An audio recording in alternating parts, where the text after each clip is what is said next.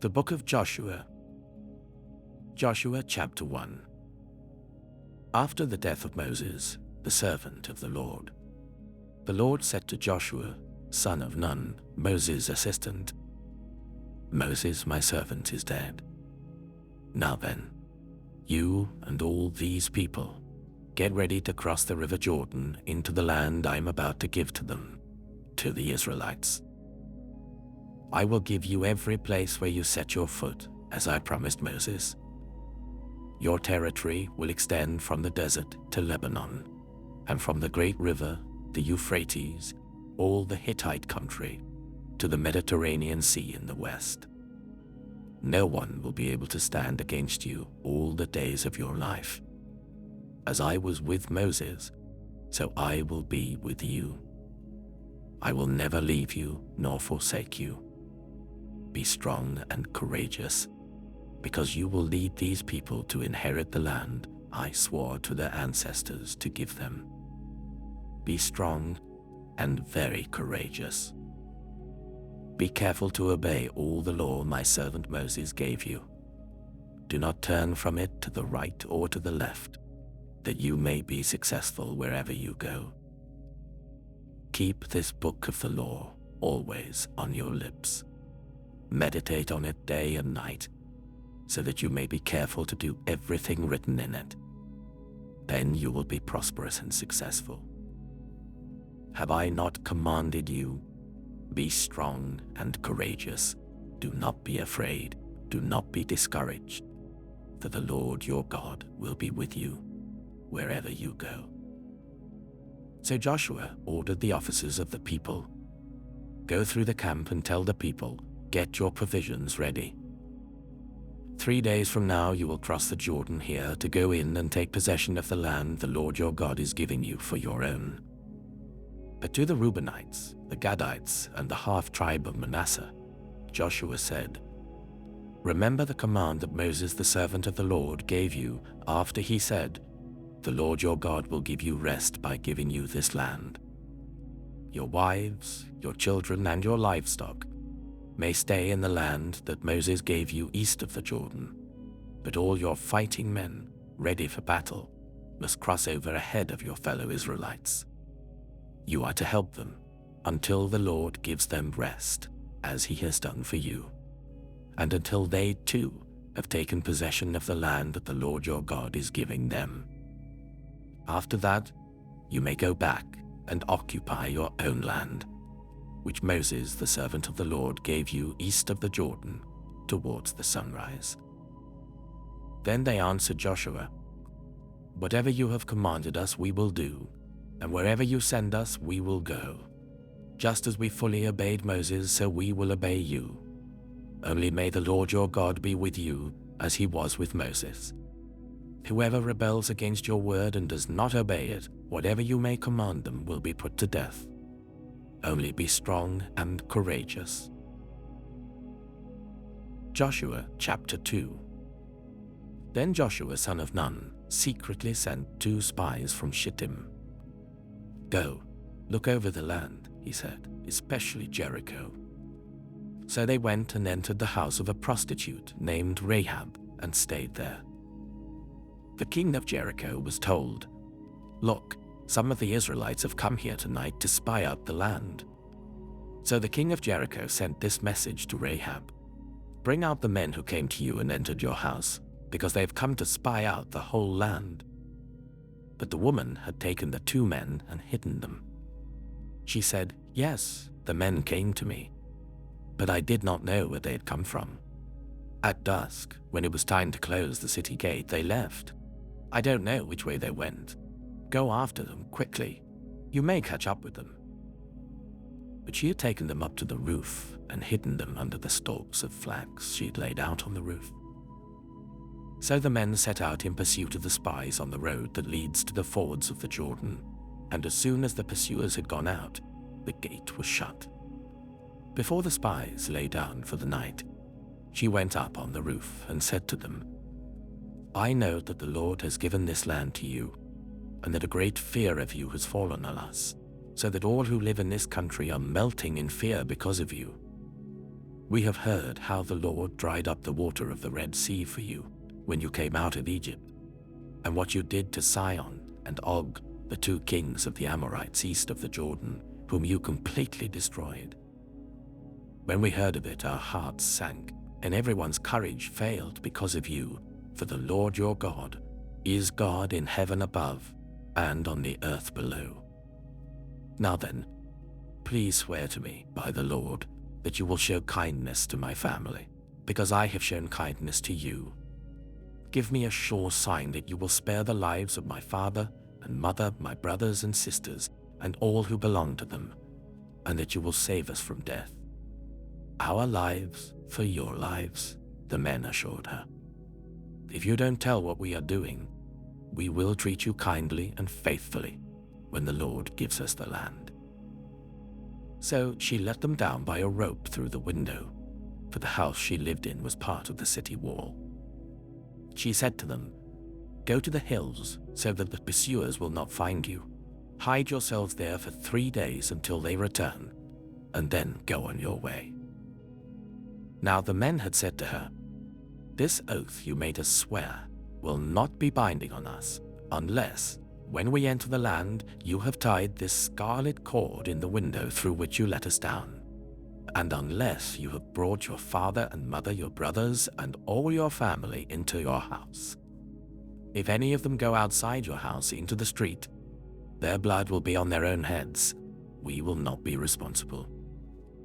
As for those who are in the house with you, their blood will be on our head if a hand is laid on them. But if you tell what we are doing, we will be released from the oath you made us swear." "Agreed," she replied. "Let it be as you say." So she sent them away and they departed, and she tied the scarlet cord in the window. When they left, they went into the hills and stayed there 3 days, until the pursuers had searched all along the road and returned without finding them. Then the 2 men started back. They went down out of the hills, forded the river, and came to Joshua, son of Nun, and told him everything that had happened to them. They said to Joshua, "The Lord has surely given the whole land into our hands.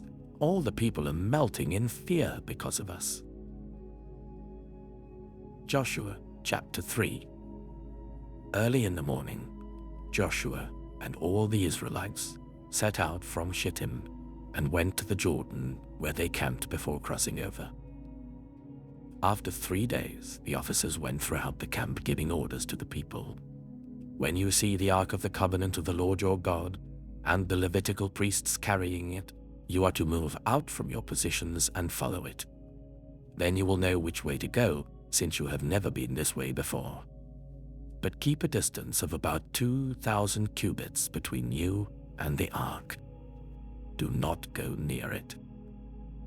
Joshua told the people, "Consecrate yourselves, for tomorrow the Lord will do amazing things among you."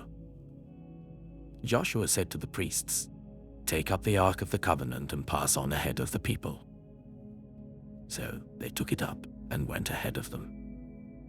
And the Lord said to Joshua, "Today I will begin to exalt you in the eyes of all Israel, so that they may know that I am with you, as I was with Moses. Tell the priests who carry the Ark of the Covenant, when you reach the edge of the Jordan's waters, go and stand in the river." Joshua said to the Israelites, "Come here and listen to the words of the Lord your God. This is how you will know that the living God is among you, and that he will certainly drive out before you the Canaanites, Hittites, Hivites, Perizzites, Girgashites, Amorites, and Jebusites.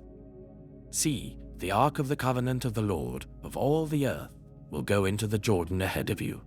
Now then, choose 12 men from the tribes of Israel, 1 from each tribe. And as soon as the priests who carry the Ark of the Lord of all the earth, set foot in the Jordan, its waters flowing downstream will be cut off and stand up in a heap." So when the people broke camp to cross the Jordan, the priests carrying the Ark of the Covenant went ahead of them. Now the Jordan is in flood all during harvest. Yet as soon as the priests who carried the ark reached the Jordan, and their feet touched the water's edge, the water from upstream stopped flowing.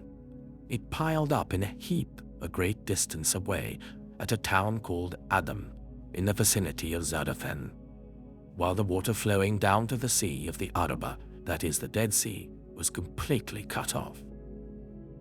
So the people crossed over opposite Jericho.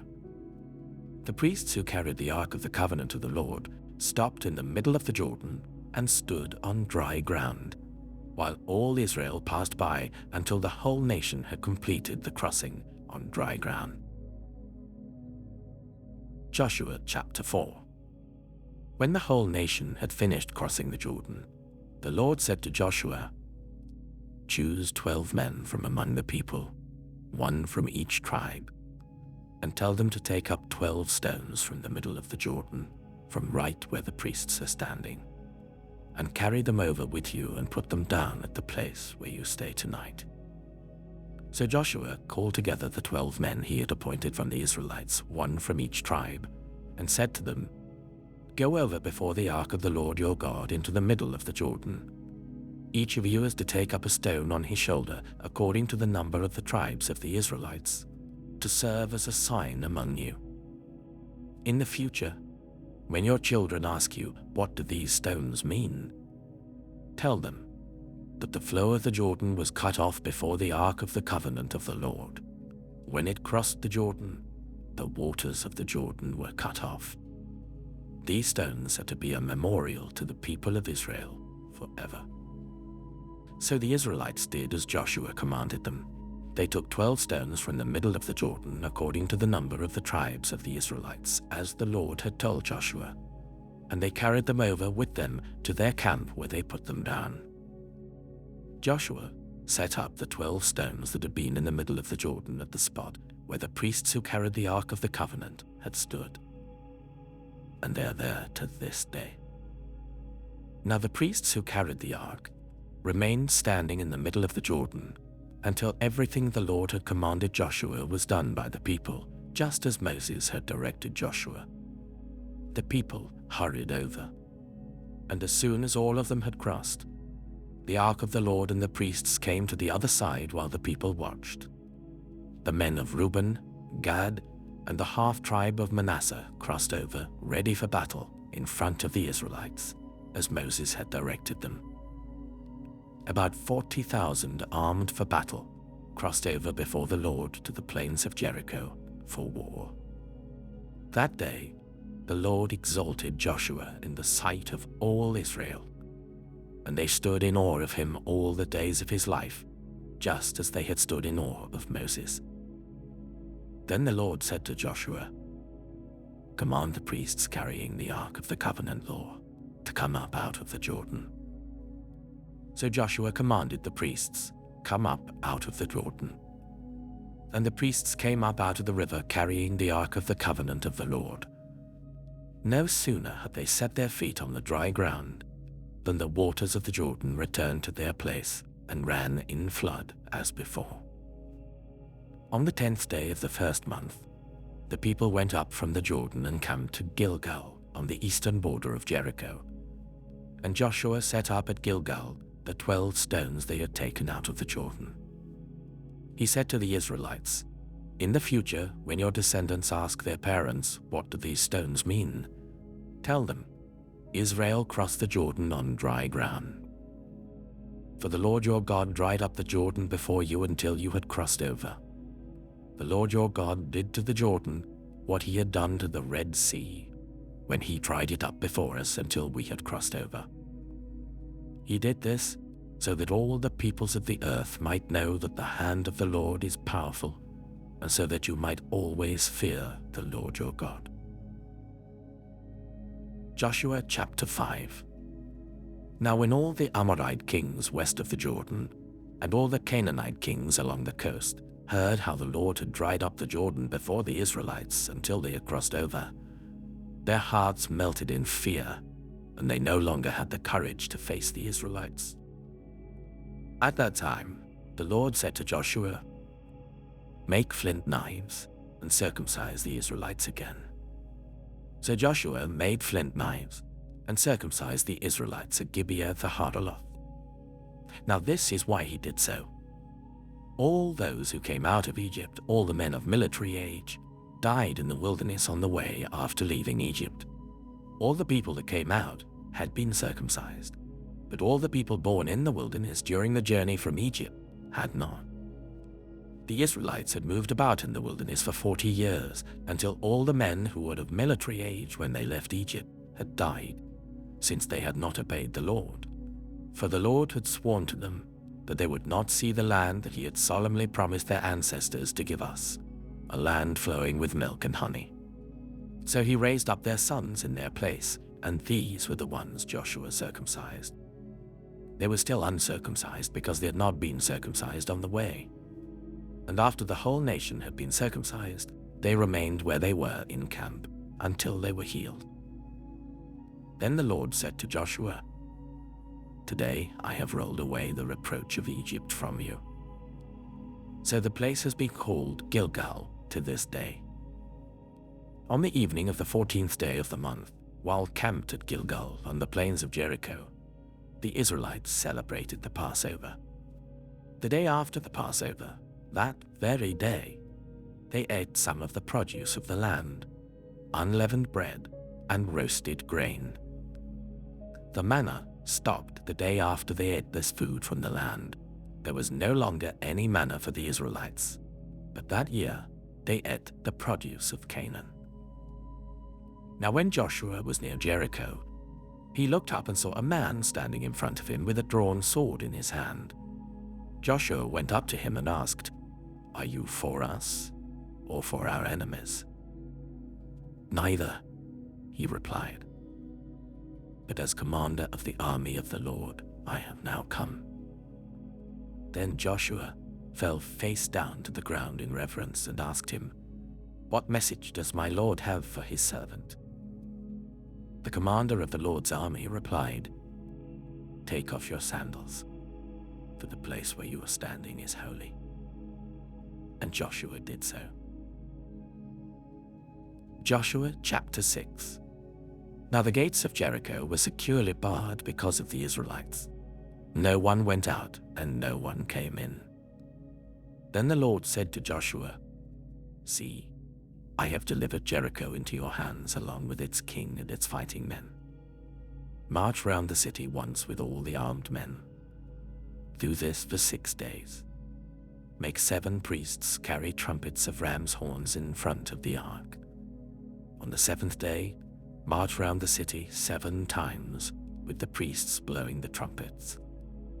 When you hear them sound a long blast on the trumpets, make the whole army give a loud shout. Then the wall of the city will collapse, and the army will go up, everyone, straight in." So Joshua, son of Nun, called the priests and said to them, "Take up the ark of the covenant of the Lord and make 7 priests carry trumpets in front of it." And he ordered the army, "Advance, march round the city with an armed guard going ahead of the ark of the Lord." When Joshua had spoken to the people, the 7 priests carrying the 7 trumpets before the Lord went forwards, blowing their trumpets, and the ark of the Lord's covenant followed them. The armed guard marched ahead of the priests who blew the trumpets, and the rear guard followed the ark. All this time the trumpets were sounding. But Joshua had commanded the army, "Do not give a war cry, do not raise your voices, do not say a word until the day I tell you to shout. Then shout." So he had the ark of the Lord carried round the city, circling it once. Then the army returned to camp and spent the night there. Joshua got up early the next morning, and the priests took up the ark of the Lord. The 7 priests carrying the 7 trumpets went forwards, marching before the ark of the Lord and blowing the trumpets. The armed men went ahead of them, and the rear guard followed the ark of the Lord while the trumpets kept sounding. So on the 2nd day, they marched round the city once and returned to the camp. They did this for 6 days. On the 7th day, they got up at daybreak and marched round the city 7 times in the same manner, except that on that day they circled the city 7 times.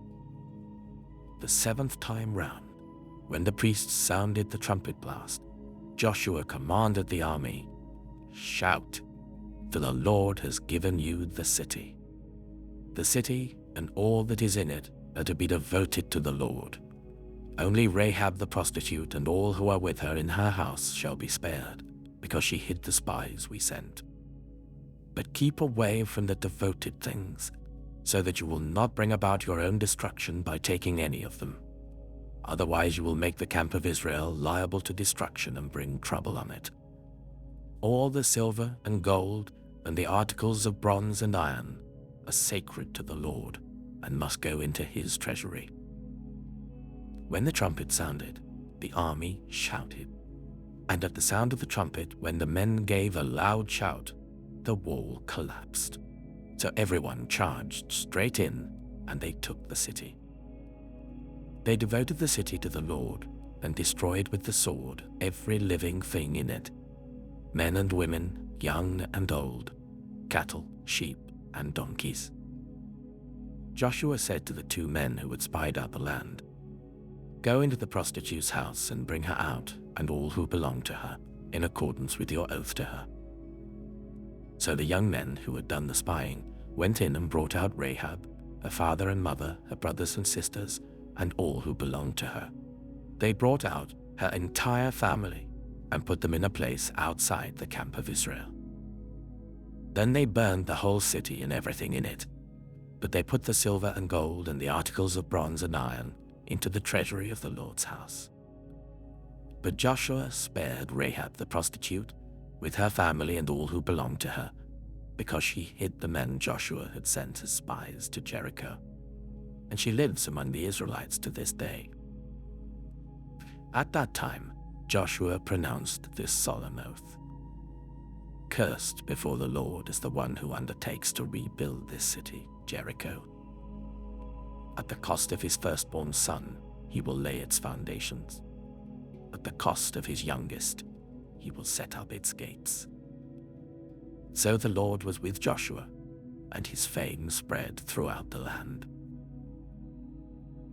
Joshua chapter 7. But the Israelites were unfaithful in regard to the devoted things. Achan, son of Carmi, the son of Zimri, the son of Zerah, of the tribe of Judah, took some of them. So the Lord's anger burned against Israel. Now Joshua sent men from Jericho to Ai, which is near Beth-aven, to the east of Bethel, and told them, "Go up and spy out the region." So the men went up and spied out Ai. When they returned to Joshua, they said, "Not all the army will have to go up against Ai. Send 2,000 or 3,000 men to take it, and do not weary the whole army, for only a few people live there." So about 3,000 went up. But they were routed by the men of Ai, who killed about 36 of them. They chased the Israelites from the city gate as far as the stone quarries and struck them down on the slopes. At this, the hearts of the people melted in fear and became like water. Then Joshua tore his clothes and fell face down to the ground before the ark of the Lord, remaining there till evening. The elders of Israel did the same and sprinkled dust on their heads. And Joshua said, "Alas, sovereign Lord, why did you ever bring this people across the Jordan to deliver us into the hands of the Amorites to destroy us? If only we had been content to stay on the other side of the Jordan. Pardon your servant, Lord. What can I say now that Israel has been routed by its enemies? The Canaanites and the other people of the country will hear about this, and they will surround us and wipe out our name from the earth. What then will you do for your own great name?" The Lord said to Joshua, "Stand up. What are you doing down on your face? Israel has sinned. They have violated my covenant which I commanded them to keep. They have taken some of the devoted things. They have stolen, they have lied, they have put them with their own possessions. That is why the Israelites cannot stand against their enemies. They turn their backs and run, because they have been made liable to destruction. I will not be with you any more, unless you destroy whatever among you is devoted to destruction. Go, consecrate the people. Tell them, consecrate yourselves in preparation for tomorrow. For this is what the Lord, the God of Israel, says. There are devoted things among you, Israel. You cannot stand against your enemies until you remove them. In the morning, present yourselves, tribe by tribe. The tribe that the Lord chooses shall come forward, clan by clan. The clan that the Lord chooses shall come forward, family by family. And the family that the Lord chooses shall come forward, man by man. Whoever is caught with the devoted things shall be destroyed by fire, along with all that belongs to him. He has violated the covenant of the Lord and has done an outrageous thing in Israel. Early the next morning, Joshua made Israel come forward by tribes, and Judah was chosen. The clans of Judah came forward, and the Zeorites were chosen. He made the clan of the Zeorites come forward by families, and Zimri was chosen. Joshua made his family come forward man by man, and Achan, son of Carmi, the son of Zimri, the son of Zerah, of the tribe of Judah, was chosen. Then Joshua said to Achan, "My son, give glory to the Lord, the God of Israel, and honor him. Tell me what you have done. Do not hide it from me." Achan replied, "It is true. I have sinned against the Lord, the God of Israel. This is what I have done. When I saw in the plunder a beautiful robe from Babylonia, 200 shekels of silver and a bar of gold weighing 50 shekels, I coveted them and took them. They are hidden in the ground inside my tent with the silver underneath." So Joshua sent messengers, and they ran to the tent, and there it was, hidden in his tent with the silver underneath. They took the things from the tent, brought them to Joshua and all the Israelites, and spread them out before the Lord. Then Joshua, together with all Israel, took Achan, son of Zerah, the silver, the robe, the gold bar, his sons and daughters, his cattle, donkeys and sheep, his tent, and all that he had, to the valley of Achor. Joshua said, "Why have you brought this trouble on us? The Lord will bring trouble on you today." Then all Israel stoned him, and after they had stoned the rest, they burned them. Over Achan they heaped up a large pile of rocks, which remains to this day. Then the Lord turned from his fierce anger. Therefore that place has been called the Valley of Achor ever since. Joshua chapter 8. Then the Lord said to Joshua, "Do not be afraid, do not be discouraged. Take the whole army with you and go up and attack Ai. For I have delivered into your hands the king of Ai, his people, his city, and his land. You shall do to Ai and its king as you did to Jericho and its king, except that you may carry off their plunder and livestock for yourselves.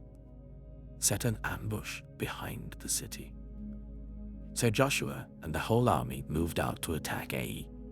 He chose 30,000 of his best fighting men and sent them out at night with these orders. Listen carefully. You are to set an ambush behind the city.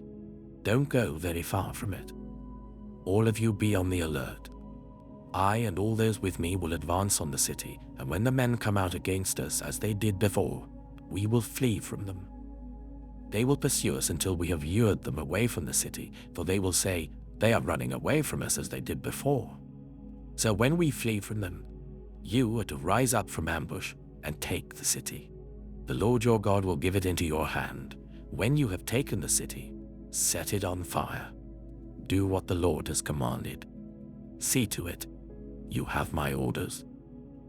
Then Joshua sent them off, and they went to the place of ambush and lay in wait between Bethel and Ai, to the west of Ai. But Joshua spent that night with the people. Early the next morning, Joshua mustered his army, and he and the leaders of Israel marched before them to Ai. The entire force that was with him marched up and approached the city and arrived in front of it.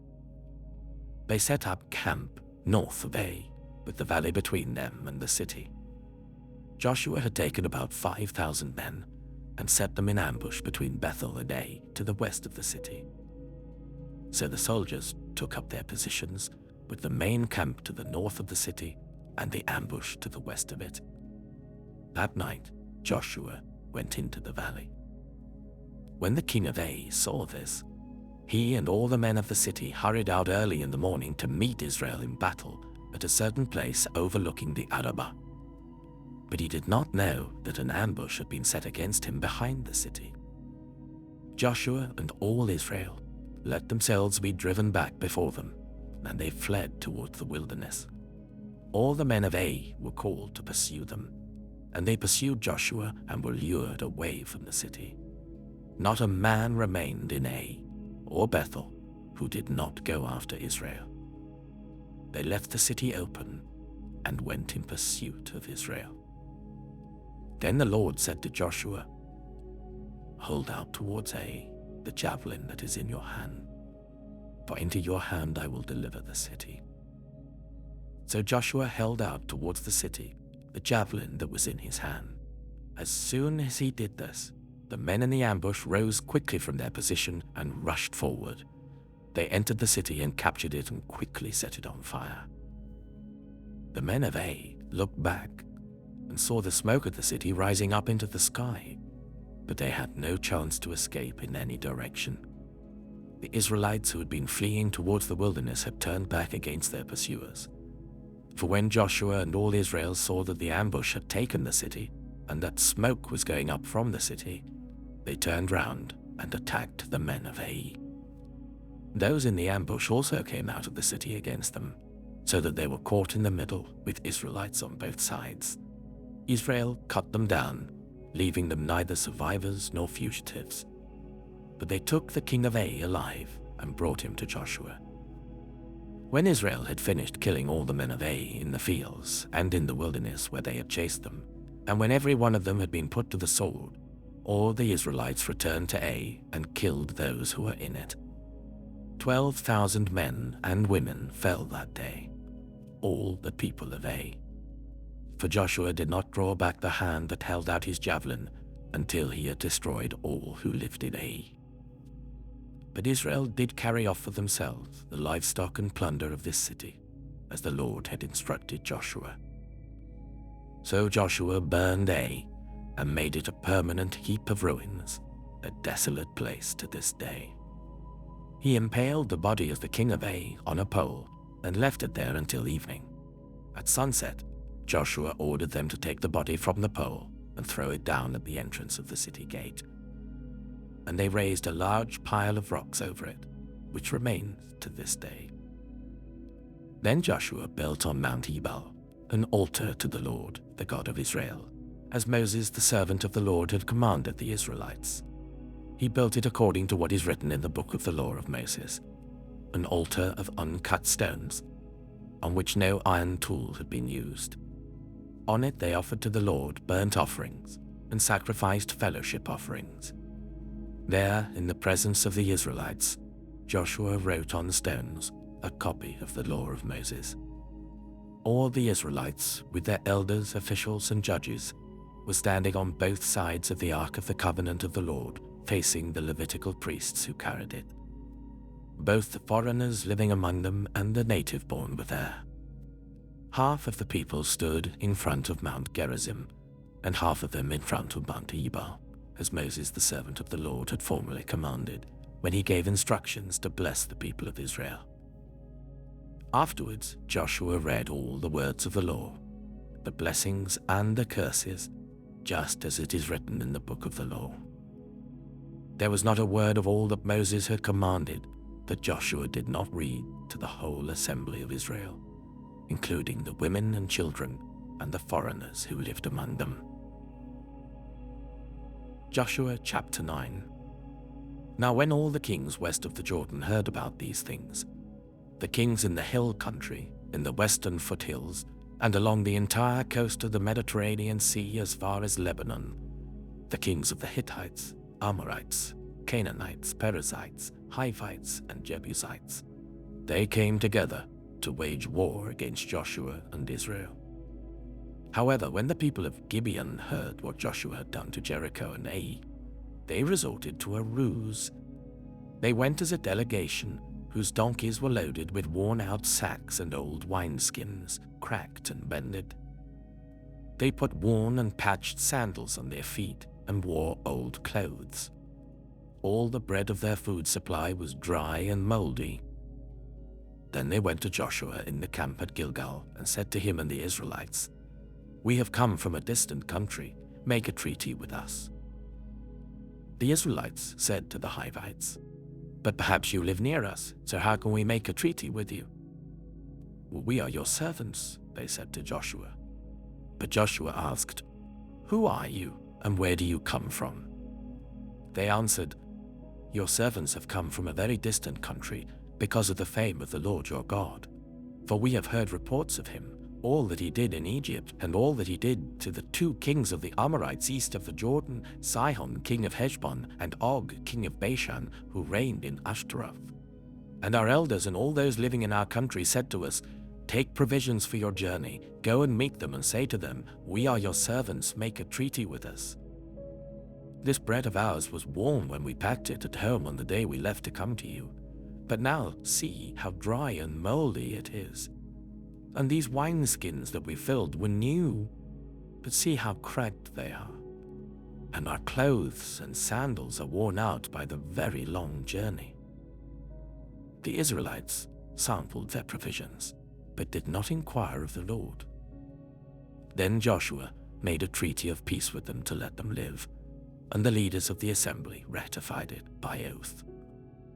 3 days after they made the treaty with the Gibeonites, the Israelites heard that they were neighbors, living near them. So the Israelites set out, and on the 3rd day came to their cities, Gibeon, Kephirah, Beeroth, and Kiriath-Jearim. But the Israelites did not attack them, because the leaders of the assembly had sworn an oath to them by the Lord, the God of Israel. The whole assembly grumbled against the leaders, but all the leaders answered, "We have given them our oath by the Lord, the God of Israel, and we cannot touch them now. This is what we will do to them. We will let them live, so that God's wrath will not fall on us for breaking the oath we swore to them." They continued, "Let them live, but let them be woodcutters and water carriers in the service of the whole assembly." So the leaders' promise to them was kept. Then Joshua summoned the Gibeonites and said, "Why did you deceive us by saying, 'We live a long way from you,' while actually you live near us? You are now under a curse. You will never be released from service as woodcutters and water carriers for the house of my God." They answered Joshua, "Your servants were clearly told how the Lord your God had commanded his servant Moses to give you the whole land and to wipe out all its inhabitants from before you.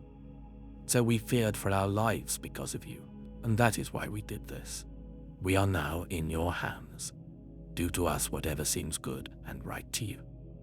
So Joshua saved them from the Israelites, and they did not kill them. That day he made the Gibeonites woodcutters and water carriers for the assembly, to provide for the needs of the altar of the Lord at the place the Lord would choose. And that is what they are to this day. Joshua chapter 10. Now Adoni-Zedek, king of Jerusalem, heard that Joshua had taken Ai and totally destroyed it, doing to Ai and its king as he had done to Jericho and its king, and that the people of Gibeon had made a treaty of peace with Israel and had become their allies. He and his people were very much alarmed at this, because Gibeon was an important city, like one of the royal cities. It was larger than Ai, and all its men were good fighters. So Adoni-Zedek, king of Jerusalem, appealed to Hoham, king of Hebron, Piram, king of Jarmuth, Japhiah, king of Lachish, and Debiah, king of Eglon. "Come up and help me attack Gibeon," he said, "because it has made peace with Joshua and the Israelites." Then the 5 kings of the Amorites, the kings of Jerusalem, Hebron, Jarmuth, Lachish, and Eglon, joined forces. They moved up with all their troops and took up positions against Gibeon and attacked it.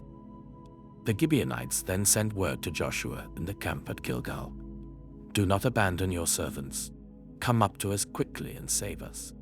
Help us, because all the Amorite kings from the hill country have joined forces against us." So Joshua marched up from Gilgal with his entire army, including all the best fighting men. The Lord said to Joshua, "Do not be afraid of them. I have given them into your hand. Not one of them will be able to withstand you." After an all-night march from Gilgal, Joshua took them by surprise.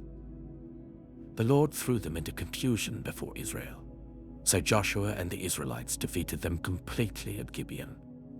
Israel pursued them all along the road going up to Beth-horon and cut them down all the way to Azekah and Makkedah. As they fled before Israel on the road down from Beth-horon to Azekah, the Lord hurled large hailstones down on them, and more of them died from the hail than were killed by the swords of the Israelites. On the day the Lord gave the Amorites over to Israel, Joshua said to the Lord in the presence of Israel, "Sun, stand still over Gibeon, and you, moon, over the valley of Ajalon." So the sun stood still, and the moon stopped, till the nation avenged itself on its enemies, as it is written in the book of Jasher. The sun stopped in the middle of the sky and delayed going down about a full day. There has never been a day like it before or since, a day when the Lord listened to a human being. Surely the Lord was fighting for Israel. Then Joshua returned with all Israel to the camp at Gilgal. Now the 5 kings had fled and hidden in the cave of Makkedah. When Joshua was told that the 5 kings had been found hiding in the cave of Makkedah, he said, "Roll large rocks up to the mouth of the cave and post some men there to guard it. But don't stop, pursue your enemies, attack them from the rear, and don't let them reach their cities, for the Lord your God has given them into your hand." So Joshua and the Israelites defeated them completely, but a few survivors managed to reach their fortified cities. The whole army then returned safely to Joshua in the camp at Makkedah, and no one uttered a word against the Israelites. Joshua said, "Open the mouth of the cave and bring those 5 kings out to me." So they brought the 5 kings out of the cave, the kings of Jerusalem, Hebron, Jarmuth, Lachish, and Eglon. When they had brought these kings to Joshua, he summoned all the men of Israel and said to the army commanders who had come with him, "Come here and put your feet on the necks of these kings." So they came forward and placed their feet on their necks. Joshua said to them, "Do not be afraid, do not be discouraged. Be strong and courageous. This is what the Lord will do to all the enemies you are going to fight." Then Joshua put the kings to death and exposed their bodies on 5 poles, and they were left hanging on the poles until evening. At sunset, Joshua gave the order, and they took them down from the poles and threw them into the cave where they had been hiding. At the mouth of the cave, they placed large rocks, which are there to this day. That day, Joshua took Makkedah. He put the city and its king to the sword and totally destroyed everyone in it. He left no survivors, and he did to the king of Makkedah as he had done to the king of Jericho. Then Joshua and all Israel with him moved on from Makkedah to Libnah and attacked it. The Lord also gave that city and its king into Israel's hand. The city and everyone in it Joshua put to the sword. He left no survivors there, and he did to its king as he had done to the king of Jericho. Then Joshua and all Israel with him moved on from Libnah to Lachish. He took up positions against it and attacked it. The Lord gave Lachish into Israel's hands, and Joshua took it on the 2nd day. The city and everyone in it he put to the sword just as he had done to Libnah. Meanwhile, Horam, king of Gezer, had come up to help Lachish, but Joshua defeated him and his army until no survivors were left. Then Joshua and all Israel with him moved on from Lachish to Eglon. They took up positions against it and attacked it. They captured it that same day and put it to the sword and totally destroyed everyone in it, just as they had done to Lachish. Then Joshua and all Israel with him went up from Eglon to Hebron and attacked it. They took the city and put it to the sword together with its king, its villages, and everyone in it. They left no survivors. Just as at Eglon, they totally destroyed it and everyone in it. Then Joshua and all Israel with him turned round and attacked Debir. They took the city, its king, and its villages and put them to the sword. Everyone in it they totally destroyed. They left no survivors. They did to Debir and its king as they had done to Libnah and its king and to Hebron. So Joshua subdued the whole region, including the hill country, the Negev, the western foothills, and the mountain slopes together with all their kings. He left no survivors. He totally destroyed all who breathed, just as the Lord, the God of Israel, had commanded. Joshua subdued them from Kadesh Barnea to Gaza, and from the whole region of Goshen to Gibeon. All these kings and their lands Joshua conquered in one campaign, because the Lord, the God of Israel, fought for Israel. Then Joshua returned with all Israel to the camp at Gilgal. Joshua chapter 11. When Jabin, king of Hazor, heard of this, he sent word to Jobab, king of Madon, to the kings of Shimron and Akshaph, and to the northern kings who were in the mountains in the Arabah south of Kinnereth, in the western foothills, and in Naphoth Dor on the west, to the Canaanites in the east and west, to the Amorites, Hittites, Perizzites, and Jebusites in the hill country, and to the Hivites below Hermon in the region of Mizpah. They came out with all their troops and a large number of horses and chariots, a huge army, as numerous as the sand on the seashore. All these kings joined forces and made camp together at the waters of Merom to fight against Israel. The Lord said to Joshua, "Do not be afraid of them, because by this time tomorrow I will hand all of them slain over to Israel. You are to hamstring their horses and burn their chariots." So Joshua and his whole army came against them suddenly at the waters of Merom and attacked them, and the Lord gave them into the hand of Israel. They defeated them and pursued them all the way to Greater Sidon, to Misrephoth Maim, and to the valley of Mizpah on the east until no survivors were left. Joshua did to them as the Lord had directed. He hamstrung their horses and burned their chariots. At that time, Joshua turned back and captured Hazor and put its king to the sword. Hazor had been the head of all these kingdoms. Everyone in it they put to the sword. They totally destroyed them, not sparing anyone that breathed, and he burned Hazor itself. Joshua took all these royal cities and their kings and put them to the sword. He totally destroyed them, as Moses, the servant of the Lord, had commanded. Yet Israel did not burn any of the cities built on their mounds, except Hazor, which Joshua burned. The Israelites carried off for themselves all the plunder and livestock of these cities, but all the people they put to the sword until they completely destroyed them, not sparing anyone that breathed. As the Lord commanded his servant Moses, so Moses commanded Joshua, and Joshua did it. He left nothing undone of all that the Lord commanded Moses. So Joshua took this entire land, the hill country, all the Negev, the whole region of Goshen, the western foothills, the Arabah, and the mountains of Israel with their foothills, from Mount Halak, which rises towards Seir, to Baal Gad in the valley of Lebanon below Mount Hermon. He captured all their kings and put them to death. Joshua waged war against all these kings for a long time.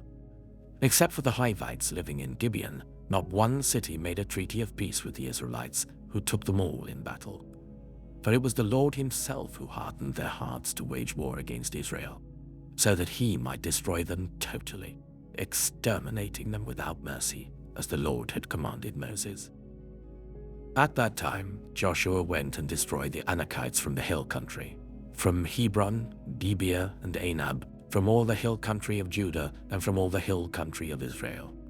Joshua totally destroyed them and their towns. No Anakites were left in Israelite territory. Only in Gaza, Gath, and Ashdod did any survive. So Joshua took the entire land, just as the Lord had directed Moses, and he gave it as an inheritance to Israel according to their tribal divisions. Then the land had rest from war. Joshua chapter 12. These are the kings of the land whom the Israelites had defeated, and whose territory they took over east of the Jordan, from the Arnon Gorge to Mount Hermon, including all the eastern side of the Arabah. Sihon, king of the Amorites, who reigned in Heshbon. He ruled from Aroer on the rim of the Arnon Gorge, from the middle of the gorge to the river Jabbok, which is the border of the Ammonites. This included half of Gilead. He also ruled over the eastern Arabah, from the Sea of Galilee to the Sea of Arabah, that is the Dead Sea, to Beth Jeshimoth, and then southward below the slopes of Pisgah. And the territory of Og, king of Bashan, one of the last of the Rephaites, who reigned in Ashtaroth and Edrei. He ruled over Mount Hermon, Salakah, all of Bashan, to the border of the people of Geshur and Maacah, and half of Gilead to the border of Sihon, king of Heshbon. Moses, the servant of the Lord, and the Israelites conquered them.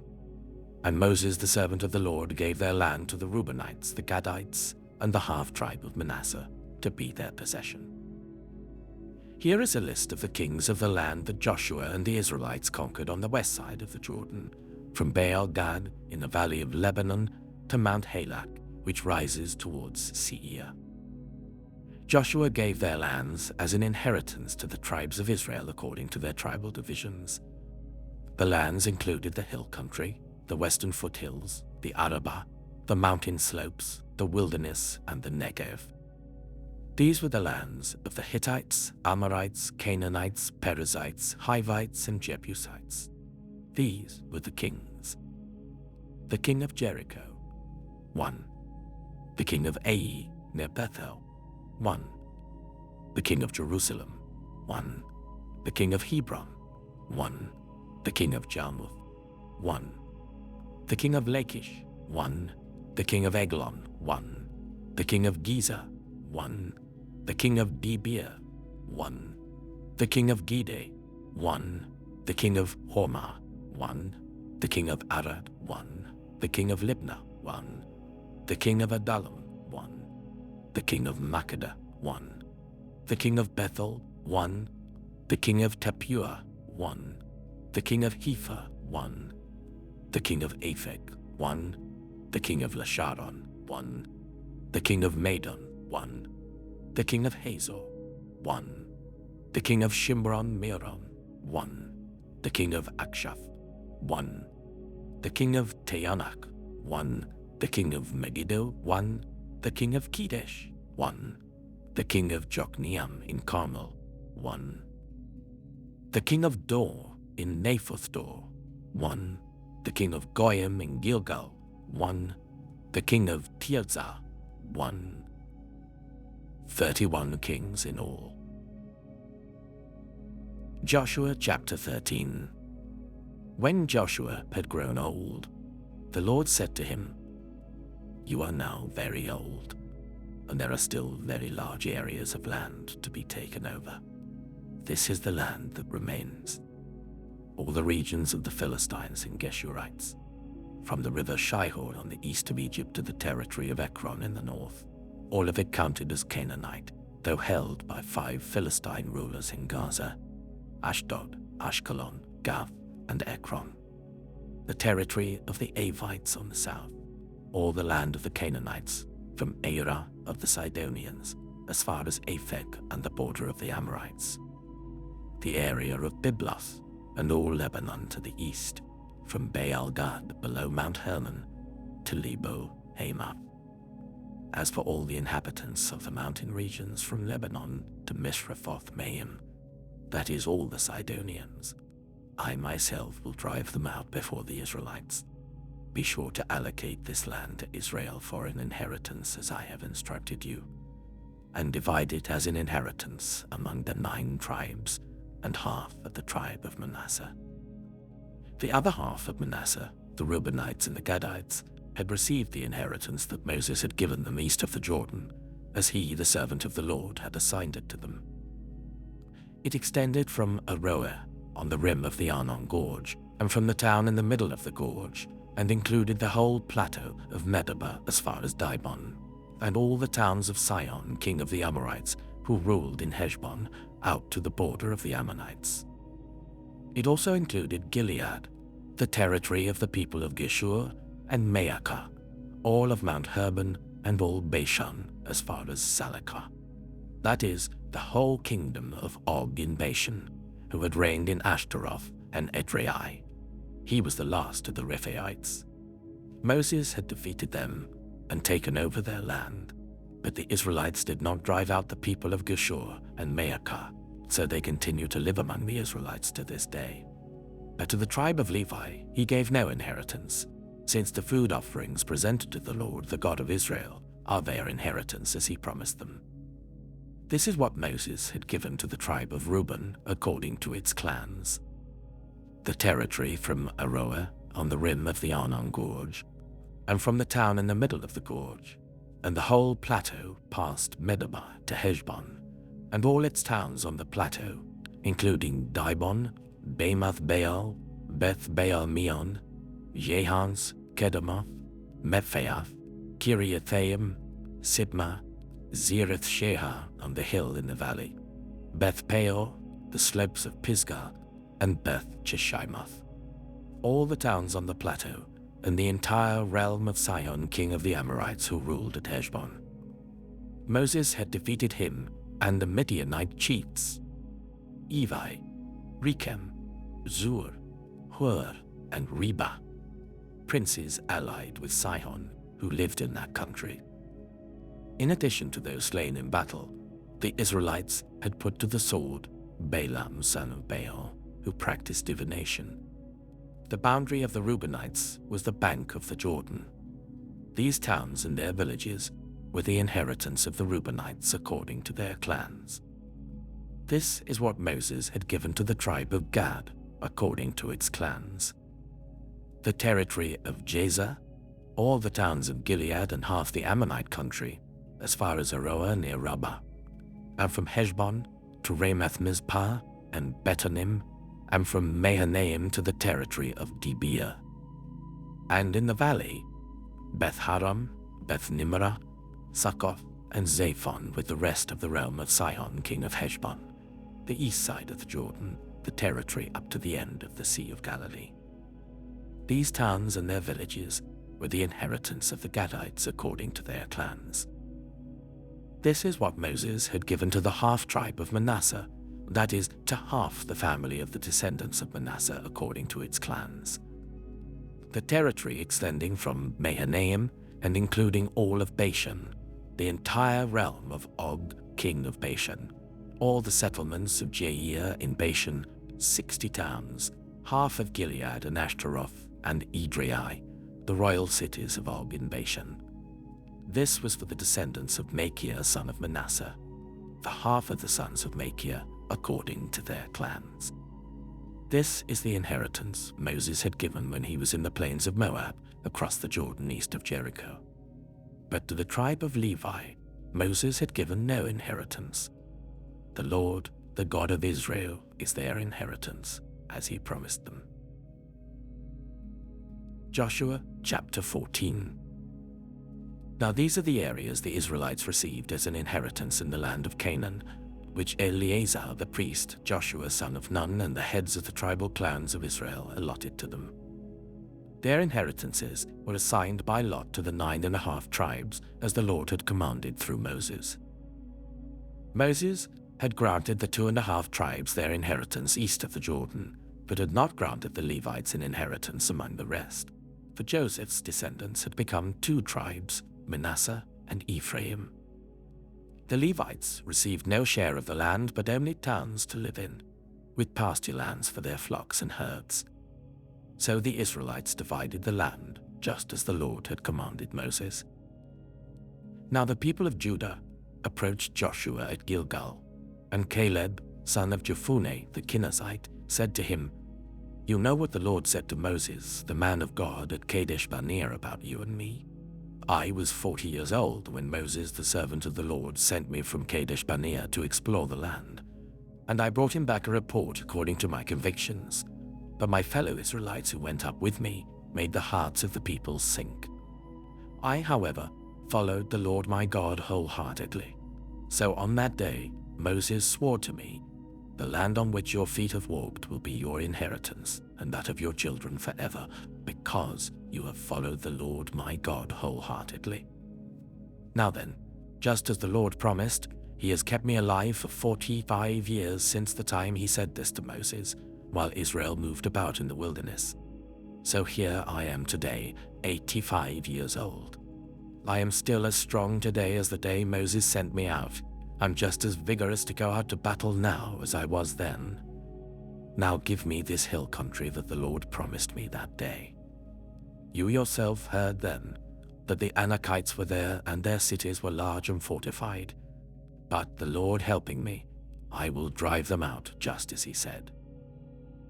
Then Joshua blessed Caleb, son of Jephunneh, and gave him Hebron as his inheritance.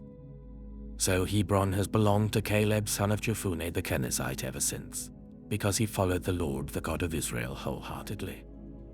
Hebron used to be called Kiriath Arba, after Arba, who was the greatest man among the Anakites. Then the land had rest from war. Joshua chapter 15. The land allotted to the tribe of Judah, according to its clans, extended down to the territory of Edom, to the desert of Zin in the extreme south. Their southern boundary started from the bay at the southern end of the Dead Sea, crossed south of Scorpion Pass, continued on to Zin, and went over to the south of Kadesh Barnea. Then it ran past Hezron, up to Adar, and curved round to Karka. It then passed along to Asmon and joined the Wadi of Egypt, ending at the Mediterranean Sea. This is their southern boundary. The eastern boundary is the Dead Sea as far as the mouth of the Jordan. The northern boundary started from the Bay of the Sea at the mouth of the Jordan, went up to Beth Hogla, and continued north of Beth Araba to the stone of Bohan, son of Reuben. The boundary then went up to Debir from the valley of Achor and turned north to Gilgal, which faces the pass of Adumim south of the gorge. It continued along to the waters of En-Shemesh and came out at En-Rogel. Then it ran up the valley of Ben Hinnom, along the southern slope of the Jebusite city, that is, Jerusalem. From there, it climbed to the top of the hill west of the Hinnom Valley, at the northern end of the valley of Rephaim. From the hilltop, the boundary headed towards the spring of the waters of Nephtoah, came out of the towns of Mount Ephron, and went down towards Baalah, that is, Kiriath Jearim. Then it curved westward from Baalah to Mount Seir, ran along the northern slope of Mount Jearim, that is, Kesalon, continued down to Beth Shemesh, and crossed to Timnah. It went to the northern slope of Ekron, turned towards Shikkeron, passed along to Mount Baalah, and reached Jabneel. The boundary ended at the sea. The western boundary is the coastline of the Mediterranean Sea. These are the boundaries around the people of Judah by their clans. In accordance with the Lord's command to him, Joshua gave to Caleb, son of Jephunneh, a portion in Judah, Kiriath Arba, that is, Hebron. Arba was the forefather of Anak.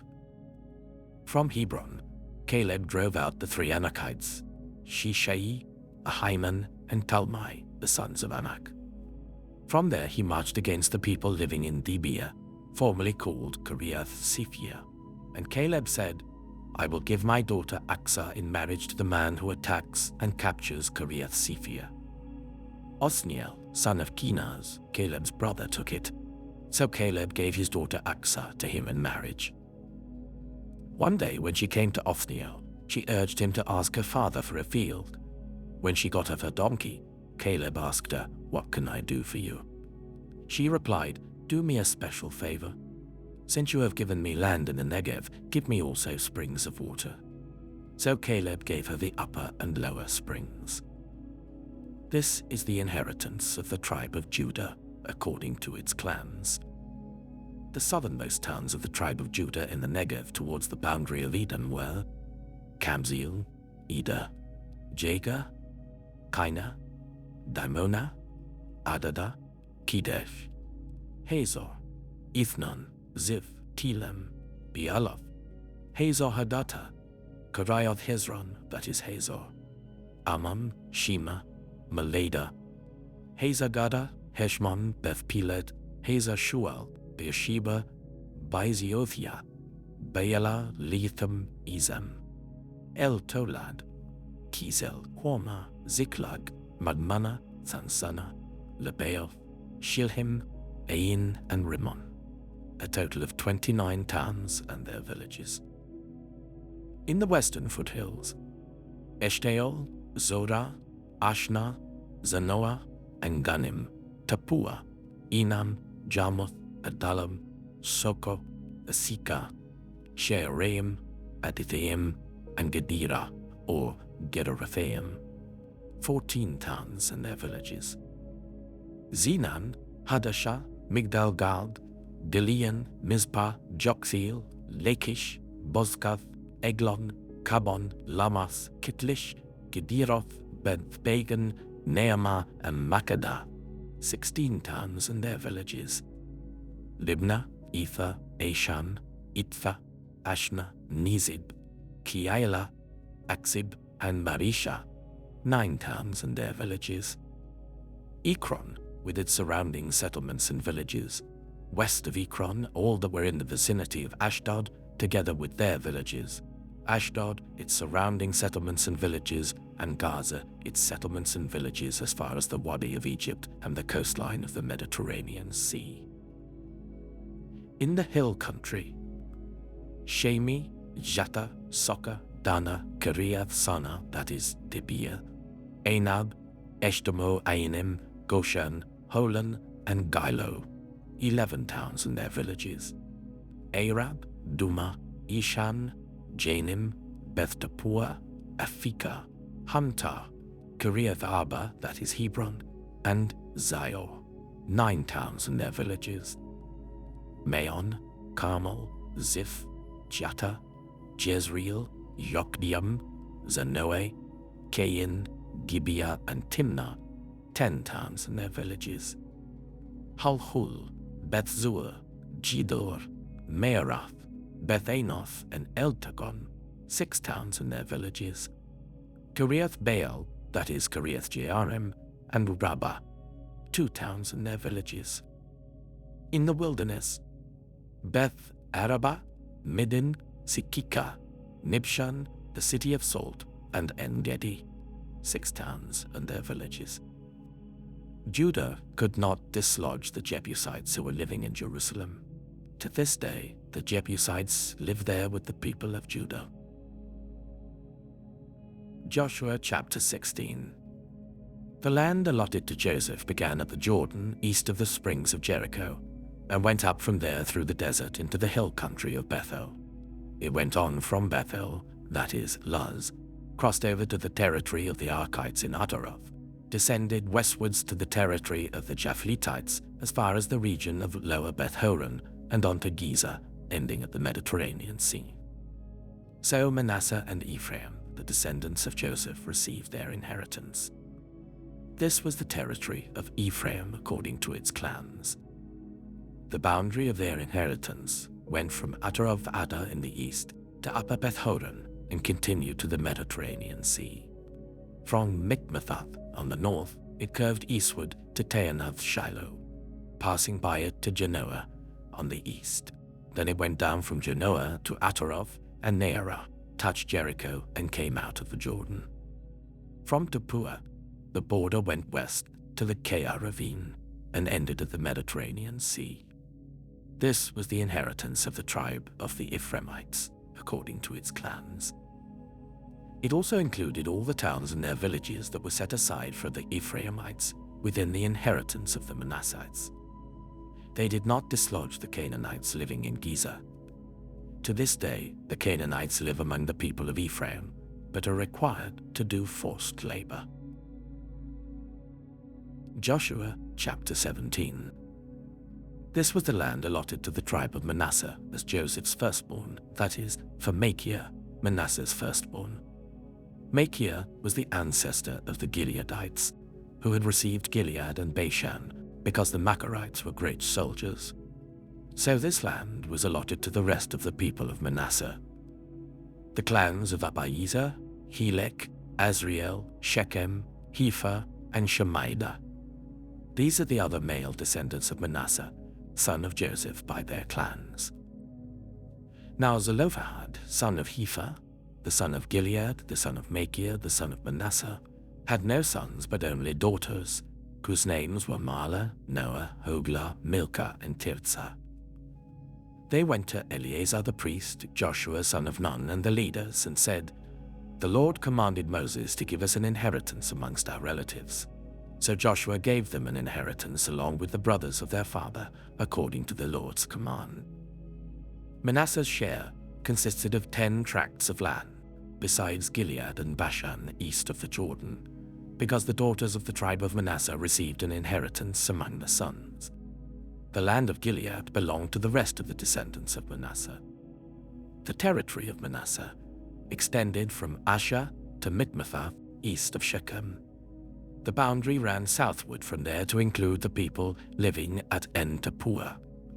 Manasseh had the land of Tappuah, but Tappuah itself on the boundary of Manasseh belonged to the Ephraimites. Then the boundary continued south to the Cana ravine. There were towns belonging to Ephraim lying among the towns of Manasseh, but the boundary of Manasseh was the northern side of the ravine and ended at the Mediterranean Sea. On the south, the land belonged to Ephraim, on the north to Manasseh. The territory of Manasseh reached the Mediterranean Sea and bordered Asher on the north and Issachar on the east. Within Issachar and Asher, Manasseh also had Bethshan, Ibleam, and the people of Dor, Endor, Taanach, and Megiddo, together with their surrounding settlements. The third in the list is Naphoth. Yet the Manassites were not able to occupy these towns, for the Canaanites were determined to live in that region. However, when the Israelites grew stronger, they subjected the Canaanites to forced labor, but did not drive them out completely. The people of Joseph said to Joshua, "Why have you allotted us only one portion of land and one share for an inheritance? We are a numerous people, and the Lord has blessed us abundantly." "If you are so numerous," Joshua answered, "and if the hill country of Ephraim is too small for you, go up into the forest and clear land for yourselves, there in the land of the Perizzites and Rephaites." The people of Joseph replied, "The hill country is not enough for us, and all the Canaanites who live in the plain have chariots fitted with iron, both those in Bethshan and its settlements and those in the valley of Jezreel." But Joshua said to the tribes of Joseph, to Ephraim and Manasseh, "You are numerous and very powerful. You will have not only one portion of land allotted to you, but the forested hill country as well. Clear it, and its farthest limits will be yours. Though the Canaanites have chariots fitted with iron, and though they are strong, you can drive them out." Joshua chapter 18. The whole assembly of the Israelites gathered at Shiloh and set up the tent of meeting there. The country was brought under their control, but there were still 7 Israelite tribes who had not yet received their inheritance. So Joshua said to the Israelites, "How long will you wait before you begin to take possession of the land that the Lord, the God of your ancestors, has given you? Appoint 3 men from each tribe. I will send them out to make a survey of the land and to write a description of it according to the inheritance of each. Then they will return to me. You are to divide the land into 7 parts. Judah is to remain in its territory on the south, and the tribes of Joseph in their territory on the north. After you have written descriptions of the 7 parts of the land, bring them here to me, and I will cast lots for you in the presence of the Lord our God. The Levites, however, do not get a portion among you, because the priestly service of the Lord is their inheritance. And Gad, Reuben, and the half-tribe of Manasseh have already received their inheritance on the east side of the Jordan. Moses, the servant of the Lord, gave it to them. As the men started on their way to map out the land, Joshua instructed them, "Go and make a survey of the land and write a description of it. Then return to me, and I will cast lots for you here at Shiloh in the presence of the Lord." So the men left and went through the land. They wrote its description on a scroll, town by town, in 7 parts, and returned to Joshua in the camp at Shiloh. Joshua then cast lots for them in Shiloh in the presence of the Lord, and there he distributed the land to the Israelites according to their tribal divisions. The first lot came up for the tribe of Benjamin according to its clans. Their allotted territory lay between the tribes of Judah and Joseph. On the north side, their boundary began at the Jordan, passed the northern slope of Jericho, and headed west into the hill country, coming out at the wilderness of Beth-aven. From there it crossed to the south slope of Luz, that is Bethel, and went down to Ataroth-Adar, on the hill south of Lower Beth-horon. From the hill facing Beth-horon on the south, the boundary turned south along the western side and came out at Kiriath-Baal, that is Kiriath-Jearim, a town of the people of Judah. This was the western side. The southern side began at the outskirts of Kiriath-Jearim on the west, and the boundary came out of the spring of the waters of Nephtoah. The boundary went down to the foot of the hill facing the valley of Ben Hinnom, north of the valley of Rephaim. It continued down the Hinnom Valley along the southern slope of the Jebusite city, and so to En-Rogel. It then curved north, went to En-Shemesh, continued to Geliloth, which faces the pass of Adamim, and ran down to the stone of Bohan son of Reuben. It continued to the northern slope of Beth-Arabah, and on down into the Arabah. It then went to the northern slope of Beth-Hoglah, and came out of the northern bay of the Dead Sea, at the mouth of the Jordan in the south. This was the southern boundary. The Jordan formed the boundary on the eastern side. These were the boundaries that marked out the inheritance of the clans of Benjamin on all sides. The tribe of Benjamin, according to its clans, had the following cities: Jericho, Beth-Hoglah, Emek-Keziz, Beth-Arabah, Zimraim, Bethel, Avim, Pada, Ophrah, Kepha-Ammoni, Ophni, and Geba, 12 towns and their villages. Gibeon, Ramah, Beeroth, Mizpah, Kephirah, Mutza, Rechem, Erpiel, Tarala, Zelah, Haeleph, the Jebusite city that is Jerusalem, Gibeah, and Kiriath, 14 towns and their villages. This was the inheritance of Benjamin for its clans. Joshua chapter 19. The second lot came out for the tribe of Simeon according to its clans. Their inheritance lay within the territory of Judah. It included Beersheba or Sheba, Meleda, Hazar-Shual, Bala, Itzem, Eltolad, Bethel, Hormah, Ziklag, Beth-Marcaboth, Hazar-Susa, Beth-Lebaoth, and Sharuhen, 13 towns and their villages. Ain, Rimmon, Ether, and Ashon, 4 towns and their villages, and all the villages around these towns as far as Baalath-Beer, Ramah in the Negev. This was the inheritance of the tribe of the Simeonites according to its clans. The inheritance of the Simeonites was taken from the share of Judah because Judah's portion was more than they needed, so the Simeonites received their inheritance within the territory of Judah. The third lot came up for Zebulun according to its clans. The boundary of their inheritance went as far as Sarid. Going west, it ran to Madolah, touched Jabesheth, and extended to the ravine near Jokneam. It turned east from Sarid towards the sunrise to the territory of Kisloth-Tabor, and went on to Dabarah and up to Japhiah. Then it continued eastward to Gath-Hepher and Eth-Kazin. It came out at Rimmon and turned towards Nia. There the boundary went round on the north to Hanathon and ended at the valley of Iptah-El. Included were Katath, Nahalal, Shimron, Idalah, and Bethlehem. There were 12 towns and their villages. These towns and their villages were the inheritance of Zebulun according to its clans. The fourth lot came out for Issachar according to its clans. Their territory included Jezreel, Kesaloth, Shunem, Hapharaim, Shion, Anharath, Rabbeth, Keshion, Ebeth, Remeth, En-Ganim, En-Haddah, and Beth-Parzez. The boundary touched Tabor, Shahazuma, and Beth-Shemesh, and ended at the Jordan. There were 16 towns and their villages. These towns and their villages were the inheritance of the tribe of Issachar according to its clans. The fifth lot came out for the tribe of Asher according to its clans. Their territory included Helkath, Halai, Beaton, Akshaph, Alamelech, Amad, and Mishal. On the west, the boundary touched Carmel and Shihor-Libnath. It then turned east towards Beth-Dagon, touched Zebulun and the valley of Ipthael, and went north to Beth-Emek and Nahayel, passing Kabul on the left. It went to Abdon, Rehob, Hammon, and Kana, as far as Greater Sidon. The boundary then turned back towards Ramah and went to the fortified city of Tyre, turned towards Hussah, and came out of the Mediterranean Sea in the region of Akzib, Omah, Aphek, and Rehob. There were 22 towns and their villages.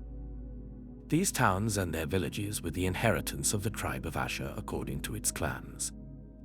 The sixth lot came out for Naphtali according to its clans.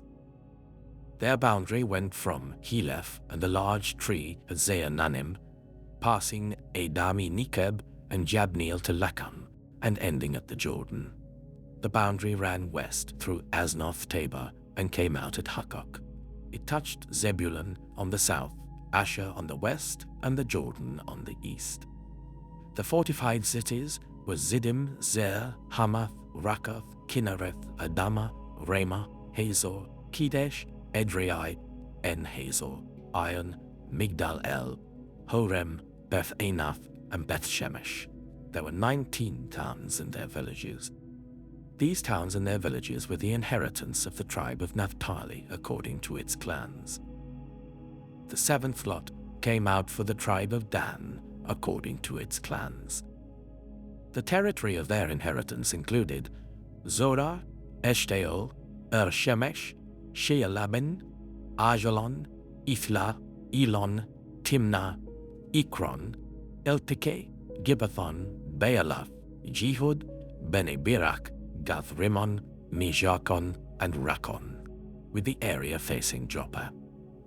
When the territory of the Danites was lost to them, they went up and attacked Lishem, took it, put it to the sword, and occupied it. They settled in Lishem and named it Dan after their ancestor. These towns and their villages were the inheritance of the tribe of Dan according to its clans. When they had finished dividing the land into its allotted portions, the Israelites gave Joshua son of Nun an inheritance among them, as the Lord had commanded. They gave him the town he asked for, Timnath-Serah, in the hill country of Ephraim, and he built up the town and settled there. These are the territories that Eleazar the priest, Joshua son of Nun, and the heads of the tribal clans of Israel assigned by lot at Shiloh in the presence of the Lord at the entrance to the tent of meeting, and so they finished dividing the land. Joshua chapter 20. Then the Lord said to Joshua, "Tell the Israelites to designate the cities of refuge as I instructed you through Moses, so that anyone who kills a person accidentally and unintentionally may flee there and find protection from the avenger of blood. When they flee to one of these cities, they are to stand in the entrance of the city gate and state their case before the elders of that city. Then the elders are to admit the fugitive into their city and provide a place to live among them. If the avenger of blood comes in pursuit, the elders must not surrender the fugitive, because the fugitive killed their neighbor unintentionally and without malice aforethought. They are to stay in that city until they have stood trial before the assembly, and until the death of the high priest who is serving at that time. Then they may go back to their own home in the town from which they fled." So they set apart Kedesh in Galilee in the hill country of Naphtali, Shechem in the hill country of Ephraim, and Kiriath-Arba, that is Hebron, in the hill country of Judah. East of the Jordan, on the other side from Jericho, they designated Bezer in the wilderness on the plateau in the tribe of Reuben, Ramoth in Gilead in the tribe of Gad, and Golan in Bashan in the tribe of Manasseh. Any of the Israelites or any foreigner residing among them who killed someone accidentally could flee to these designated cities and not be killed by the avenger of blood prior to standing trial before the assembly. Joshua chapter 21. Now the family heads of the Levites approached Eleazar the priest, Joshua son of Nun, and the heads of the other tribal families of Israel at Shiloh in Canaan, and said to them, "The Lord commanded through Moses that you give us towns to live in with pasture lands for our livestock." So, as the Lord had commanded, the Israelites gave the Levites the following towns and pasture lands out of their own inheritance. The first lot came out for the Kohathites according to their clans. The Levites, who were descendants of Aaron the priest, were allotted 13 towns from the tribes of Judah, Simeon, and Benjamin. The rest of Kohath's descendants were allotted 10 towns from the clans of the tribes of Ephraim, Dan, and half of Manasseh. The descendants of Gershon were allotted 13 towns from the clans of the tribes of Issachar, Asher, Naphtali, and the half-tribe of Manasseh in Bashan. The descendants of Merari, according to their clans, received 12 towns from the tribes of Reuben, Gad, and Zebulun. So the Israelites allotted to the Levites these towns and their pasture lands, as the Lord had commanded through Moses. From the tribes of Judah and Simeon, they allotted the following towns by name. These towns were assigned to the descendants of Aaron, who were from the Kohathite clans of the Levites because the first lot fell to them. They gave them Kiriath Arba, that is Hebron, with its surrounding pasture land in the hill country of Judah. Arba was the forefather of Anak. But the fields and villages around the city they had given to Caleb, son of Jephunneh, as his possession. So, to the descendants of Aaron the priest, they gave Hebron, a city of refuge for one accused of murder, Libnah, Jattir, Eshtemoa, Holon, Debir, Ain, Jatta, and Beth Shemesh, together with their pasture lands. 9 towns from these 2 tribes. And from the tribe of Benjamin, they gave them Gibeon, Jeba, Anathoth, and Almon, together with their pasture lands. 4 towns. The total number of towns for the priests, the descendants of Aaron, came to 13, together with their pasture lands. The rest of the Kohathite clans of the Levites were allotted towns from the tribe of Ephraim. In the hill country of Ephraim, they were given Shechem, a city of refuge for one accused of murder, and Giza, Kibzaim, and Beth-horon, together with their pasture lands. 4 towns. Also, from the tribe of Dan, they received Eltekeh, Gibbethon, Aijalon, and Gath-rimmon, together with their pasture lands. 4 towns. From half the tribe of Manasseh they received Taanach and Gath-rimmon, together with their pasture lands. 2 towns.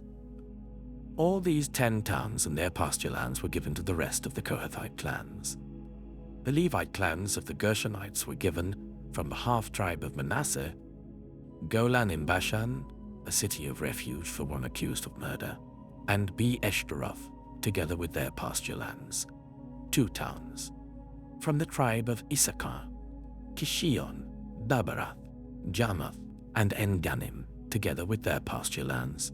4 towns. From the tribe of Asher, Mishal, Abdon, Helkath, and Rehob, together with their pasture lands. 4 towns.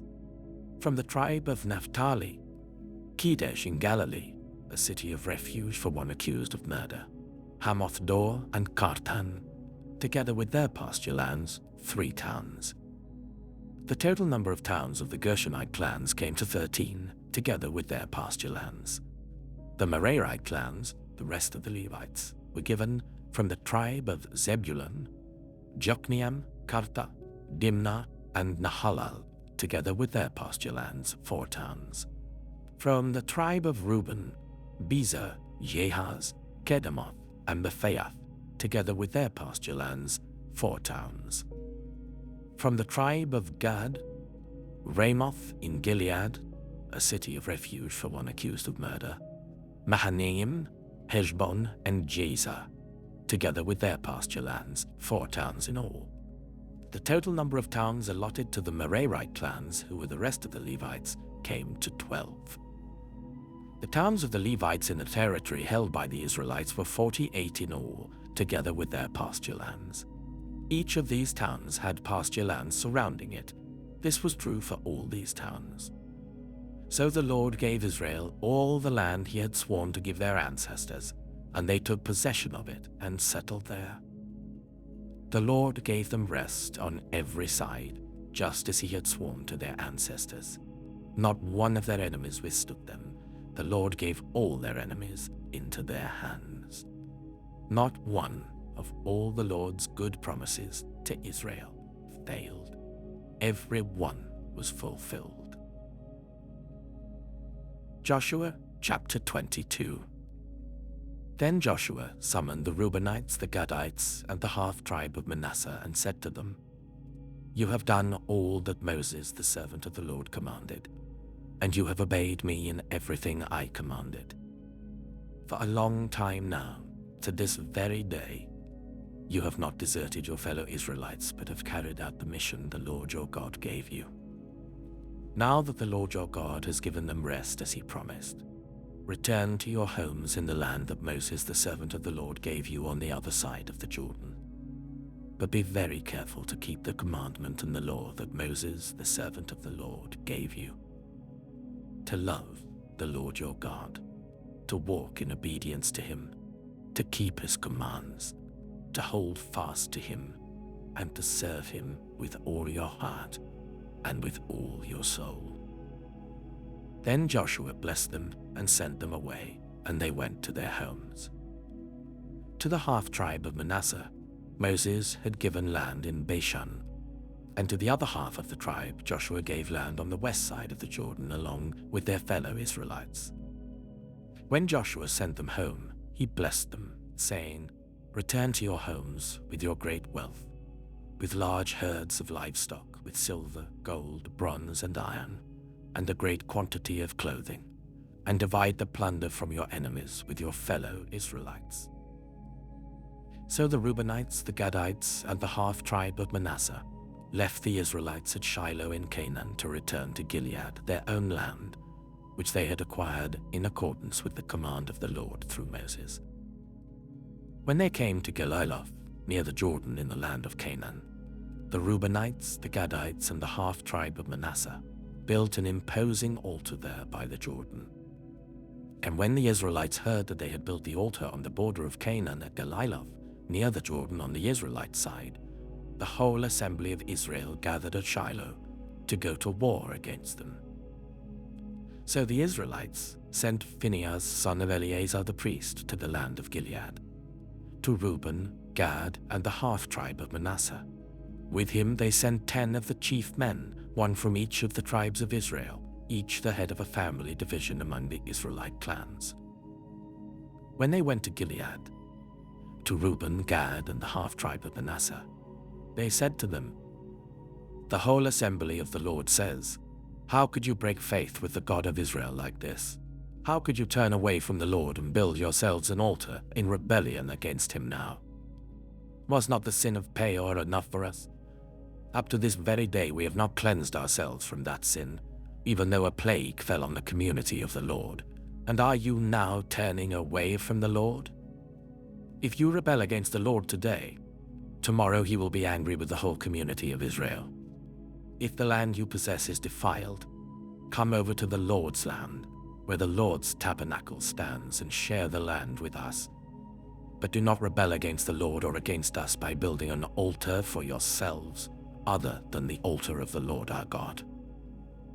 When Achan, son of Zerah, was unfaithful in regard to the devoted things, did not wrath come on the whole community of Israel? He was not the only one who died for his sin.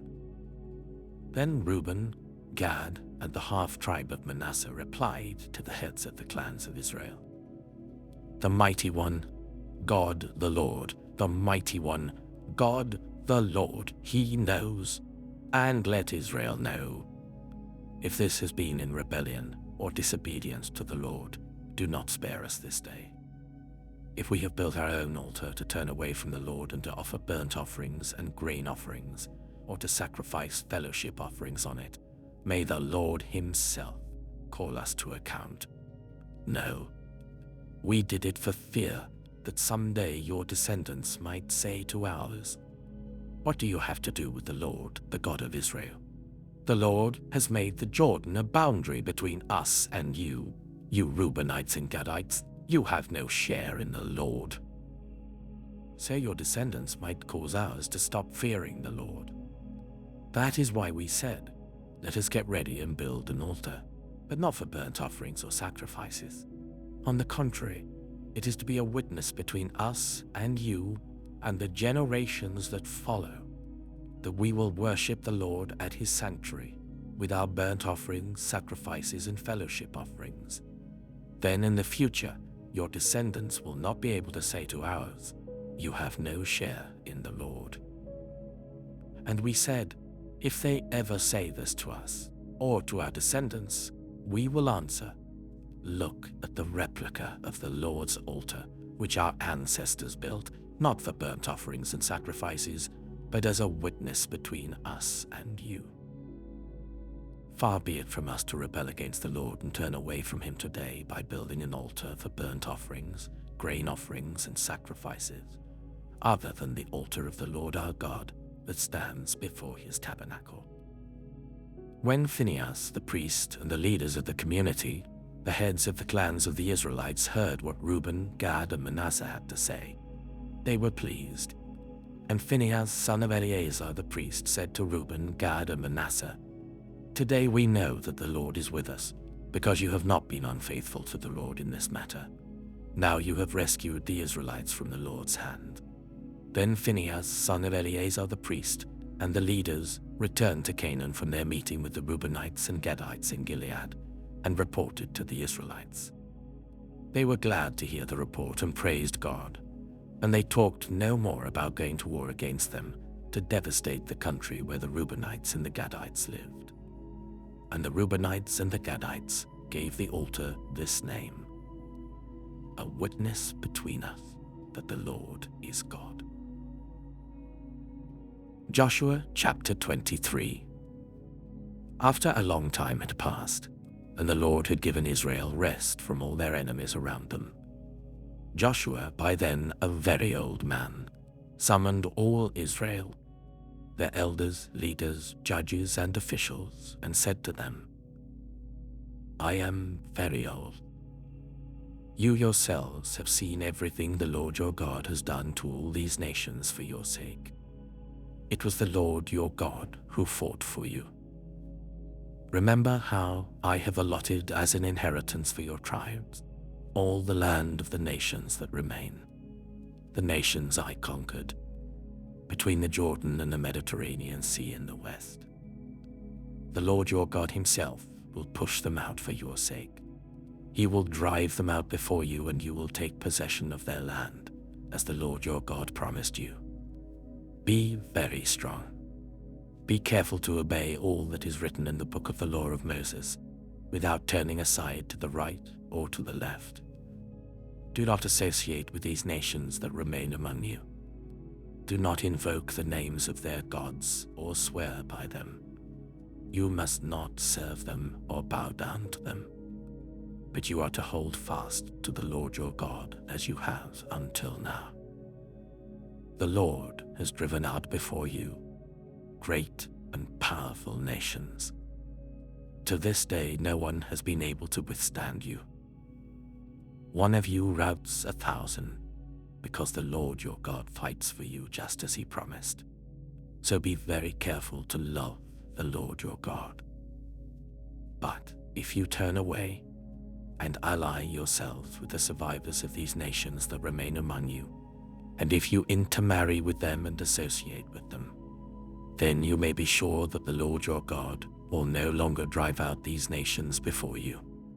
Instead, they will become snares and traps for you, whips on your backs and thorns in your eyes, until you perish from this good land which the Lord your God has given you.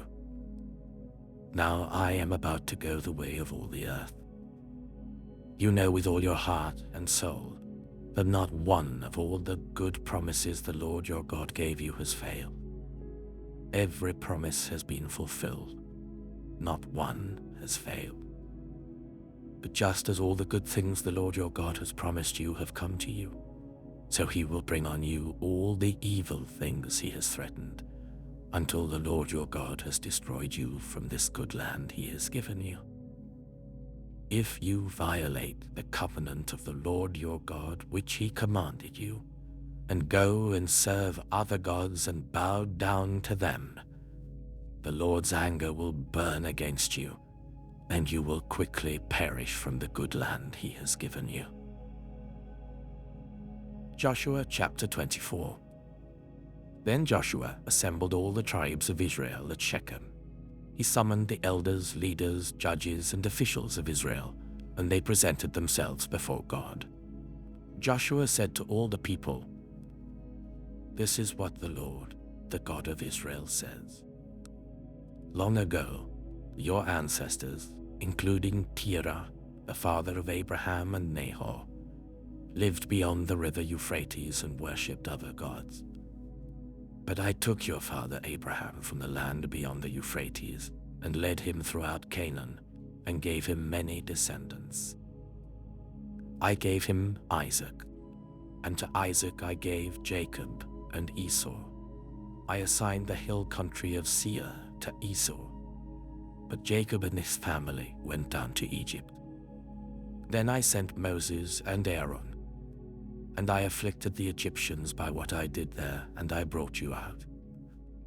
When I brought your people out of Egypt, you came to the sea, and the Egyptians pursued them with chariots and horsemen as far as the Red Sea. But they cried to the Lord for help, and he put darkness between you and the Egyptians. He brought the sea over them and covered them. You saw with your own eyes what I did to the Egyptians. Then you lived in the wilderness for a long time. I brought you to the land of the Amorites who lived east of the Jordan. They fought against you, but I gave them into your hands. I destroyed them from before you, and you took possession of their land. When Balak, son of Zippor, the king of Moab, prepared to fight against Israel, he sent for Balaam, son of Beor, to put a curse on you.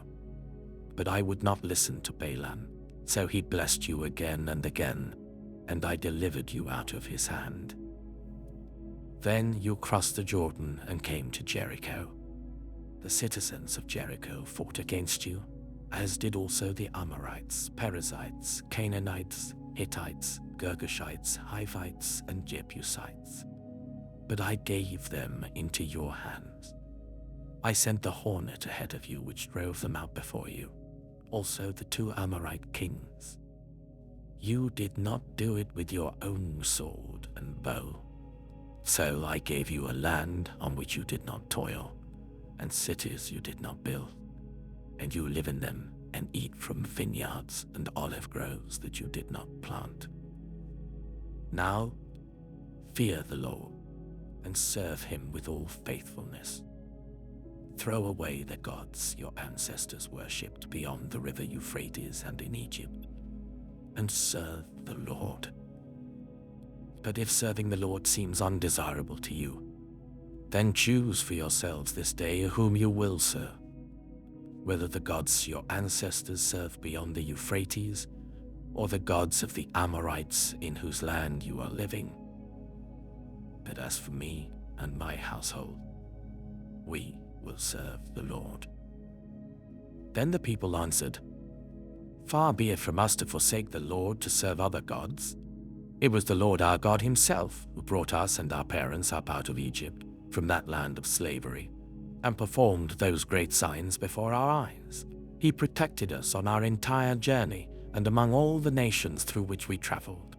And the Lord drove out before us all the nations, including the Amorites who lived in the land. We too will serve the Lord, because he is our God." Joshua said to the people, "You are not able to serve the Lord. He is a holy God. He is a jealous God. He will not forgive your rebellion and your sins. If you forsake the Lord and serve foreign gods, He will turn and bring disaster on you and make an end of you, after He has been good to you." But the people said to Joshua, "No, we will serve the Lord." Then Joshua said, "You are witnesses against yourselves that you have chosen to serve the Lord." "Yes, we are witnesses," they replied. "Now then," said Joshua, "throw away the foreign gods that are among you, and yield your hearts to the Lord, the God of Israel." And the people said to Joshua, "We will serve the Lord our God and obey Him." On that day, Joshua made a covenant for the people, and there at Shechem he reaffirmed for them decrees and laws. And Joshua recorded these things in the book of the law of God. Then he took a large stone and set it up there under the oak near the holy place of the Lord. "See," he said to all the people, "this stone will be a witness against us. It has heard all the words the Lord has said to us. It will be a witness against you if you are untrue to your God." Then Joshua dismissed the people, each to their own inheritance. After these things, Joshua, son of Nun, the servant of the Lord, died at the age of 110. And they buried him in the land of his inheritance, at Timnath-Serah, in the hill country of Ephraim, north of Mount Gaash. Israel served the Lord throughout the lifetime of Joshua and of the elders who outlived him and who had experienced everything the Lord had done for Israel. And Joseph's bones, which the Israelites had brought up from Egypt, were buried at Shechem in the tract of land that Jacob bought for 100 pieces of silver from the sons of Hamor, the father of Shechem. This became the inheritance of Joseph's descendants. And Eleazar, son of Aaron, died and was buried at Gibeah, which had been allotted to his son Phinehas in the hill country of Ephraim.